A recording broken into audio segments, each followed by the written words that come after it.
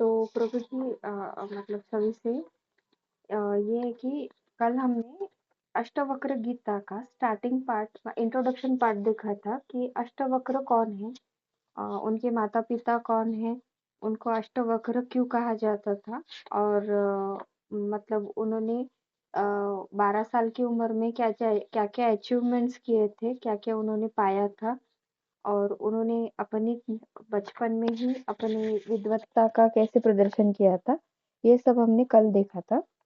तो मैंने कल आपको लास्ट में बताया था कि जनक राजा जो थे, वो अष्टवक्र से बहुत प्रभावित हो गए थे कि छोटी उम्र में इनको पूरा संपूर्ण ज्ञान है, वो ज्ञानी है, आत्म साक्षात्कारी है, ऐसा उनको अनुभव हुआ था। इसी वजह से उन्होंने उनसे दीक्षा लेने की अ, एक ये की थी कि हम दीक्षा लेंगे अष्टवक्र जी से।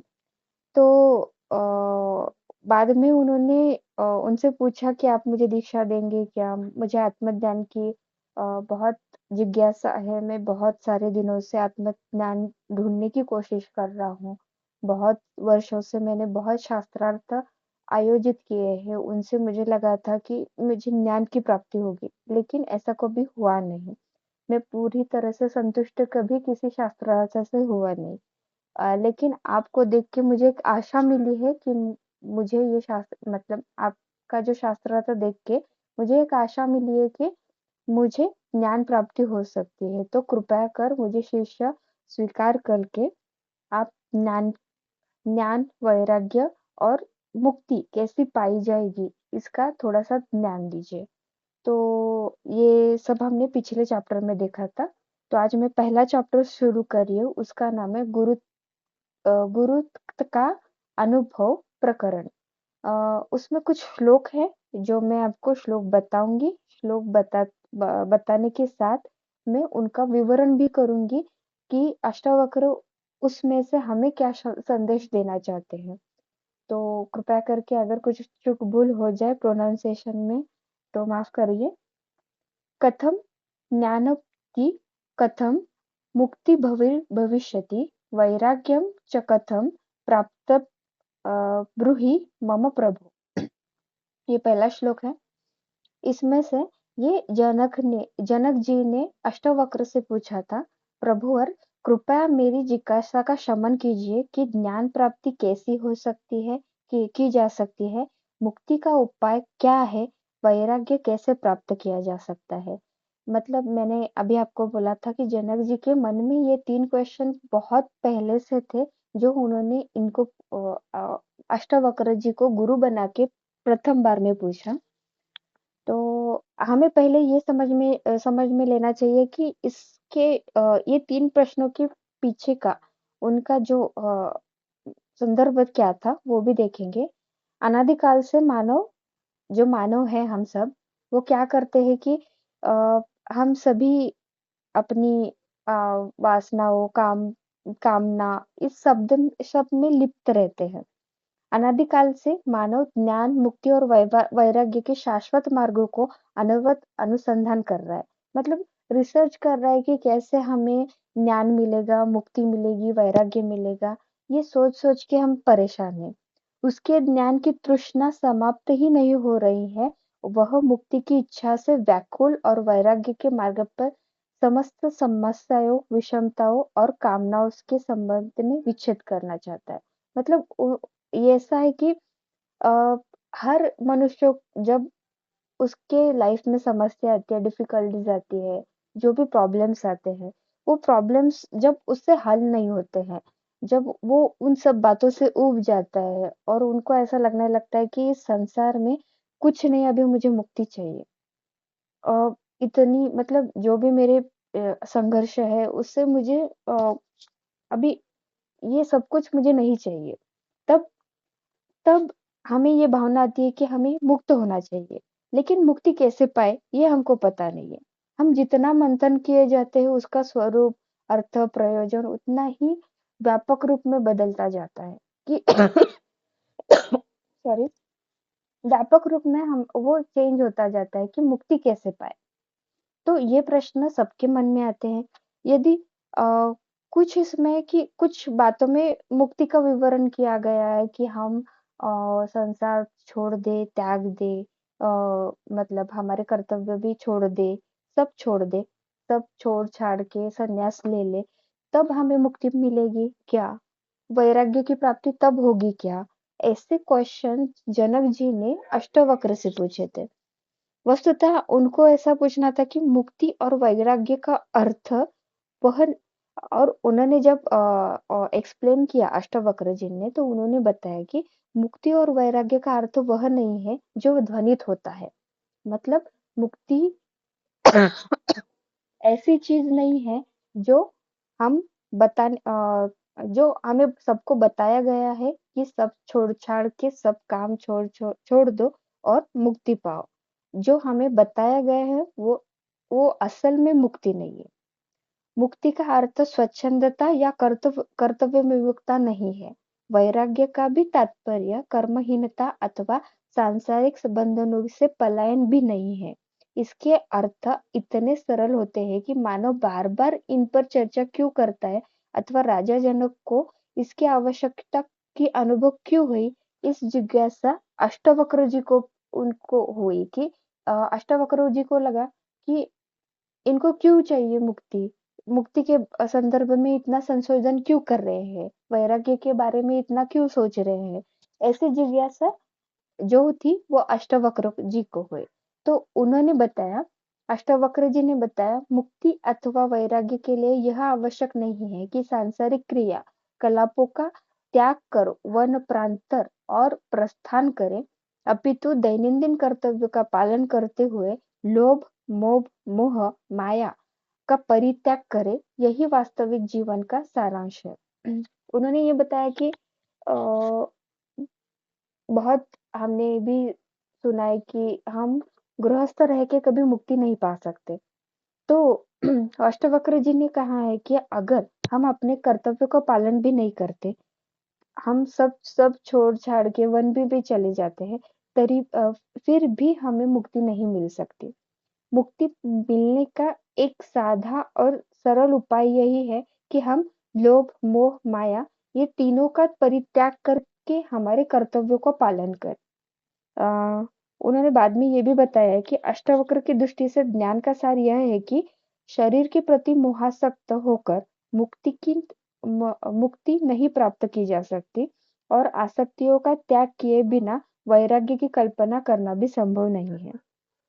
मतलब उन्होंने ये बताया कि हमें, अगर हम किसी चीज से मोह रखते हैं, जो हमारे रिलेटिव्स है, जो हमारे काम है, अ, मतलब हमारा कार्य है, कर्तव्य है, जो हमारे पास है, जो भी हम संग्रह करके रख रहे हैं, उससे अगर हमारा मोह है, और तभी भी हम मुक्ति नहीं पा सकते। और हम अगर आसक्तियों का त्याग भी नहीं करते, तभी भी मतलब जो हमारे दुर्गुण है, आलस्य, जो भी है, षड दुर्गुण है हमारे, वो सभी हम अगर त्याग नहीं करते, फिर भी हमें वैराग्य की भी प्राप्ति नहीं होती। आगे उन्होंने एक श्लोक बताया, मुक्ति मिच्छसि चेतात्त विषयान्वि विशस्तज्य क्षमार्जवत यातोष सत्यम पीयूष भदज। तो इसका भावार्थ यह है, राजा जनक को प्रश्न के उत्तर देते हुए अष्टावक्र ने कहा, तेरी मुक्ति की कामना तभी पूर्ण हो सकती है जब तू विषयों को विष की तरह त्याग देगा और क्षमा, उदारता, दया, संतोष तथा सत्य का अमृत की तरह पान करेगा। इसका विश्लेषण उन्होंने ऐसे बताया है कि अम, मनुष्य मनुष्य जो है वो तब तक मुक्ति भाव संभव नहीं है जब तक वो अपनी शारीरिक कामनाओं और मोह को भंग नहीं कर देता। मतलब अगर मुझे अभी लग रहा है कि मेरा कर्तव्य है कि मैं अभी उठकर साधना करूं, लेकिन मेरा मन कह रहा है कि अभी मत करो, अभी तुम्हें आराम की जरूरत है, तो ये मेरी एक कामना हुई कि मुझे आराम करना है। अगर मुझे ये साधना करनी है, लेकिन अगर मैं बीच में से कहूँ कि नहीं, मुझे अभी अर्थार्जन भी करना है, ये भी मेरा मोह हुआ। अगर जब तक हम ये मोह भंग नहीं करेंगे, तब तक हम मुक्ति के द्वार पर नहीं जा सकते। उन्होंने विषय क्या है, मतलब उन्होंने कहा है कि विषयों को त्याग देना चाहिए। तो सर्वप्रथम हमें ये पता होना चाहिए कि विषय एग्जैक्टली क्या होते हैं। तो उन्होंने विषय का भी विश्लेषण इसमें दिया है। यश संपन्नता, भोग विलास की निरंतर अभिलाषा, शरीर को आनंदित करने और सुख पहुंचाने वाली वासनाएं तथा परमार्थ के स्थान पर स्वार्थ को प्राथमिकता देना, ये ऐसी विषय वासना है जिनकी सभी निंदा करते हैं। और वास्तविकता में यह है कि जो विषय वासनाओं में लिप्त रहता है, उसका अपने शरीर, मन, मस्तिष्क पर अधिकार नहीं रह पाता और यह वह विकारग्रस्त होते हुए स्वयं के प्रति उदासीन रहता है। उसकी चेतना शक्ति लुप्त हो जाती है और वह विवेक तथा अविवेक में अंतर करने की शक्ति से हाथ धो बैठता है। मतलब सर्वप्रथम है हम ये सोचेंगे कि विषय क्या है। तो विषय यह बात है कि यश संपन्नता, भोग विलास की निरंतर अभिलाषा, मतलब हम जो सक्सेस पाना चाहते हैं, जो हम कंप्लीट अपने बॉडी मतलब अपने किसी भी काम में परफेक्शन जो चाहते हैं, जो हमें फैसिलिटी चाहिए जीने के लिए, उसकी निरंतर अभिलाषा, मतलब अगर अगर हमें मिली है फिर भी हम निरंतर अभिलाषा कर रहे हैं कि आज अगर हमारे पास स्कूटी है तो हमें चाहिए कि फोर व्हीलर चाहिए। अगर हमारे पास अच्छा खाना है लेकिन हमको चाहिए कि और मतलब हमारे पास अच्छे वेजिटेबल्स है लेकिन हमको शाही पनीर खाना है। तो ऐसी जो अभिलाषाएं हमारे मन में निरंतर आती रहती है, उन सभी अभिलाषाओं को और शरीर को आनंदित करने और सुख पहुंचाने वाली वासना है। मतलब कंफर्ट, हमारा जो कंफर्ट रहता है, जो हम कंफर्ट के प्रभुत्व में रहते कि ये चाहिए वो चाहिए, नहीं ये नहीं मिलेगा तो शायद मैं जी नहीं पाऊंगा पाऊंगी, ऐसे जो कंफर्ट रहते, इन सभी को हम क्या कहेंगे, विषय। और इनकी सब सब हम सब पहले से ही निंदा करते हैं कि भाई हमें ये नहीं करना चाहिए, हम आध्यात्म के मार्ग पे है, लेकिन फिर भी हम इसको हम छोड़ नहीं पाते, हम हमारे कंफर्ट जोन से बाहर नहीं आ पाते। और इस वासनाओं में अगर हम लिप्त रहते हैं तो हम हमारे मन पे, हमारे मस्तिष्क पे हमारा कंट्रोल नहीं रहता।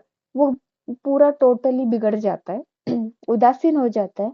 और क्या सही है क्या गलत है, ये सोचना, मतलब ये सोचने की जो हमारी शक्ति रहती है, वो भी हम अ, मतलब वो हमारी खराब हो जाती है। और बाद में स्थिति व मुक्ति की कामना अवश्य, मतलब ये सब जब ओवरलोड हो जाता है कि भाई कंफर्ट जोन में रह रह के हम बोरियत महसूस करने लगते हैं कि भाई अभी बहुत हो गया, बहुत हो गया, अभी हमें मुक्ति चाहिए। तो तब हम इधर उधर देखते हैं कि भाई कहाँ से भी शॉर्टकट मिले और हमें मुक्ति मिल जाए। लेकिन अष्टावक्र ने इस बात का एक स्पष्ट कथन बताया है कि जिन विषय वासनाओं से संलिप्त होकर स्वयं से विमुख हो गया हो, वे सब विषाक्त है और विष की तरह उसे शरीर का नाश कर देंगे। मतलब अभी हमें सबको पता है कि मैदा चीनी खाने से हमारे शरीर का नाश होता है, लेकिन हम वो छोड़ नहीं पाते। वैसे ही जैसे अल्कोहल पीने से हमको बहुत कष्ट होते हैं, फिर भी हम छोड़ नहीं पाते। कुछ कंफर्ट जोन ऐसे रहते हैं कि हाँ अगर आज हमने काम नहीं किया तो हमको रोटी नहीं मिलेगी, फिर भी हम उस कंफर्ट जोन से बाहर नहीं आ पाते। ये सब विष की तरह हमारे जीवन में काम करते हैं, ऐसा अष्टवक्र जी का मत है। और उन्होंने इसी इस इसी ही विष की वजह से हमारे शरीर का भी नाश होता है, ऐसे उन्होंने बताया है। तो मानव मुक्त होना चाहता तो है, तो स्वयं के प्रति उसको सजग होना पड़ेगा। अपनी चेतना को जागृत किए बिना वह मुक्ति की कल्पना भी नहीं कर सकता। उसकी जागृति तभी संभव है जब वह परमार्थ चिंतन को अपना स्वभाव बना ले। इस प्रकार से स्वतः विषय और वासनाओं से वह मुक्त हो जाएगा। ये अष्टावक्र जी ने हमें बताया है कि अगर हमें मुक्त होना है तो हमें हमारी सोल जागृत करनी पड़ेगी। और सोल जागृत किए बिना हम मुक्ति सोच भी नहीं सकते। उन्होंने कहा है कि सोल जागृत करने के लिए आप क्या कर सकते हैं। तो आप ये कर सकते हैं कि परमार्थ का चिंतन करना अपना स्वभाव बना लीजिए। और इस प्रकार से आप विषय वासनाओं से मुक्त हो जाइए। तो ये परमार्थ चिंतन मैंने भी चिंतन किया कि एग्ज़ैक्टली ये क्या हो सकता है? तो मुझे ऐसा लगा कि जो भी हम करते हैं, जो भी हम करना चाहते हैं, वो सब हमारे ईश्वर पे, हमारे इष्ट पे छोड़ देना चाहिए कि प्रभु जो किया है वो आपने करवाया है, जो कर रहा हूँ वो आपकी प्रेरणा से कर रहा हूँ और जो करेंगे वो आप ही करेंगे, तो सिर्फ़ मुझे वो करने का बल दीजिए। अ, मैंने मतलब जो मैंने चिंतन किया उसमें से मुझे तो ऐसा ही लगा कि परमार्थ चिंतन का यही अर्थ अर्थ होना चाहिए। तो परमार्थ चिंतन को अपना स्वभाव बना लीजिए और इससे हम बस उस विषय वासनाओं से मुक्त हो जाएँगे। मतलब अगर हम सोच रहे हैं कि जो हुआ, जो किया, वो परमार्थ परमेश्वर ने किया है, तो उसका अहंकार हमें कभी नहीं आएगा कि हमने ये कुछ किया है, ये कुछ हमने अचीव किया है, ये सक्सेस हमको मिली है। जो भी मिला है, वो परमेश्वर अपने गुरु के सानिध्य से उनके सानिध्य से मिला है और जो भी मिलेगा वो भी मतलब जो भी हम अभी कर रहे हैं, वर्तमान में कर रहे हैं, वो भी हमें हमारे गुरु और परमेश्वर के सानिध्य हमारे इष्ट के इच्छा से मिल रहा है और जो भी मिलेगा वो भी इष्ट की इच्छा से ही मिलेगा। ऐसा जब हम समर्पण भाव दिखाएँगे, तभी ही हमारी जो सोल है वो जागृत होगी और जागृत होने के बाद हम में कुछ गुण दिखाई देंगे। उसमें से प्रभुत्व गुण ये हैं कि क्षमा, उदारता, दया, संतोष, सत्य और ये सब जब गुण हमें दिखाई देंगे, ये हमारे लिए अमृत की तरह काम करेंगे। ऐसा अष्टवक्र जी ने यहाँ पे उल्लेख किया है। अ, उन्होंने बाद में ये भी बताया कि मतलब ये उदारता हमारे बीच में क्या काम करते हैं। तो उन्होंने बताया कि क्षमा, उदारता, दया, संतोष, सत्य ऐसी महान और उदात्त भावनाएँ हैं, जो मानवीय चरित्र को विशालता प्रदान करती है। मतलब जो हमारा व्यक्तित्व है, उसको निखारने का काम ये जो मैंने गुण अभी बताए हैं आपको, वो करते हैं। ऐसी भावनाओं से संपन्न मानव की श्रेष्ठता असंदिग्ध है। जो क्षमाशील है, उदारमान है, दयावान है, संतोषी और सत्यवान है, वह कभी विषयासक्त हो ही नहीं सकता। मतलब जब ये गुण हम में आ जाएँगे, तब हमारे इस बीच में वो विषय नहीं रहेंगे, जो मैंने प्रथम उल्लेख किए थे। जो कंफर्ट ज़ोन है वो कभी नहीं आएगा। नहीं तो ये भी कभी नहीं होगा कि हम सोच रहे हैं लेकिन कर नहीं पा रहे। प्रोक्रास्टिनेशन कभी नहीं हम में रहेगा। हम तत्काल सभी काम पूर्ण करने की इसमें जाएँगे। कभी अ, सक्सेस का हमें सवार नहीं होगा। संपन्नता का लोभ नहीं होगा। मतलब कम्फर्ट मतलब जो भी हमें फैसिलिटीज़ मिल रहे हैं, उन सभी को हम कभी मतलब एडॉप्ट करेंगे लेकिन उतना नहीं एडॉप्ट करेंगे कि भई इनके सिवा मैं रह भी नहीं पाऊँगी। ऐसे कभी हो नहीं पाएगा जब हमारे पूरा मन में, हमारे मस्तिष्क में ये बात ये जो गुण है, वो पूरी तरह से हमारे आत्मा में भी जब उतरते हैं, तब हम कभी भी विषयासक्त नहीं होंगे। आगे का श्लोक है, न पृथ्वी न जलम न अग्नि न वायुर्नो न वा भवान ऐशं साक्षी तत् तत् आत्मनं क्षुद्रूपम विधिम मुक्तये। इसका भावार्थ ऐसा है कि तू पृथ्वी, जल, अग्नि, वायु और आकाश नहीं है।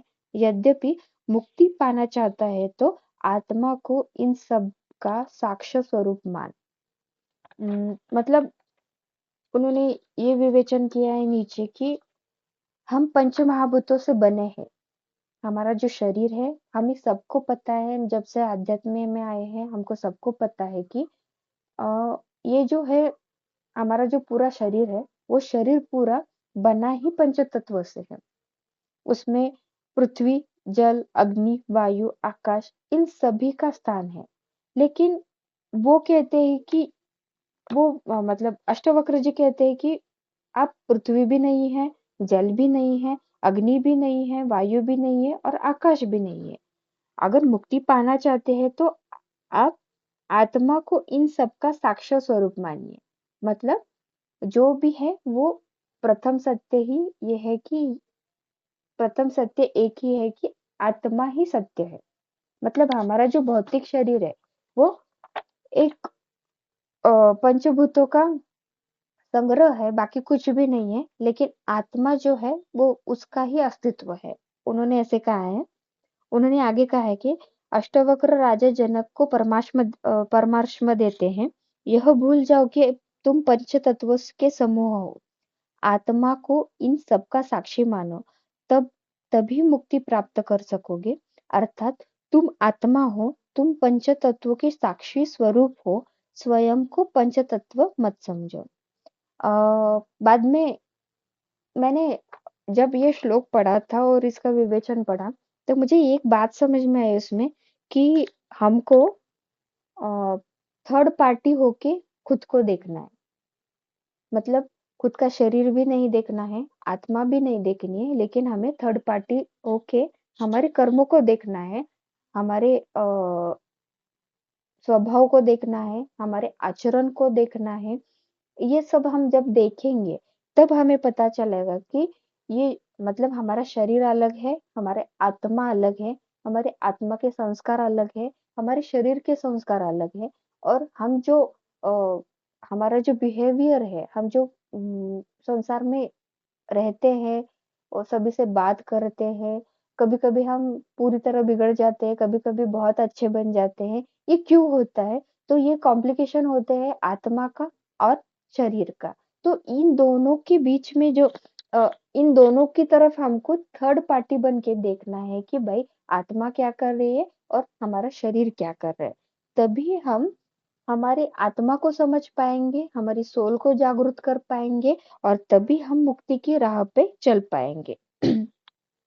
उन्होंने आगे बताया, जो मानव इस तथ्य से अवगत हो जाता है कि पृथ्वी, जल, अग्नि, वायु व आकाश से निर्मित शरीर कुछ नहीं, आत्मा ही पंचतत्वों का साक्षी स्वरूप है, तो उसका शरीर के प्रति मोह समाप्त हो जाता है और अहंकार व दर्प के विकार नष्ट, अहंकार विहीन मानव विनीत व संयमी होता है और मुक्ति का वर्ण करता है।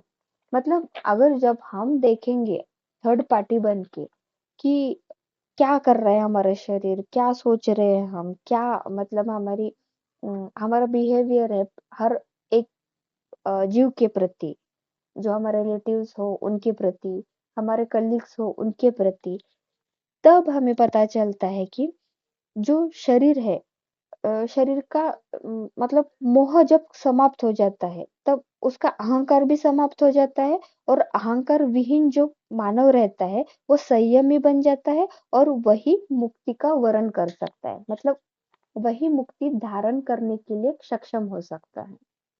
ठीक है। आगे का एक श्लोक है, यदि देहम पृथक कृत्यम चीति विश्रम्य तिष्ठसि अधुनैवम सुखी शांतो बंध मुक्तो भविष्यसि। अ, इसका जो भावार्थ है वो है, यदि तू देह से स्वयं को पृथक कर लेगा और चित्त को विश्राम देगा तो तात्काल सुखी और शांत तथा बंधन मुक्त बनेगा। मतलब यही कि मैंने अभी जो समझाने का प्रयत्न कर रही थी कि हमें थर्ड पार्टी देख मतलब समझ के ही काम करना है। और जब हम थर्ड पार्टी बनेंगे तब हमारा चित्त पूरी तरह से शांत हो जाएगा, मन पूरी तरह से शांत हो जाएगा और बाद में हमें सुख शांति की अनुभूति होगी। और जब हम सुख और शांति की अनुभूति करेंगे तब हमें पता चलेगा कि हम सभी बंधनों से धीरे धीरे करके मुक्त हो रहे हैं। तो मैंने आज के लिए इतना ही प्रिपेयर किया है। अगर किसी को कोई क्वेश्चन हो तो कृपया करके पूछ सकते हैं।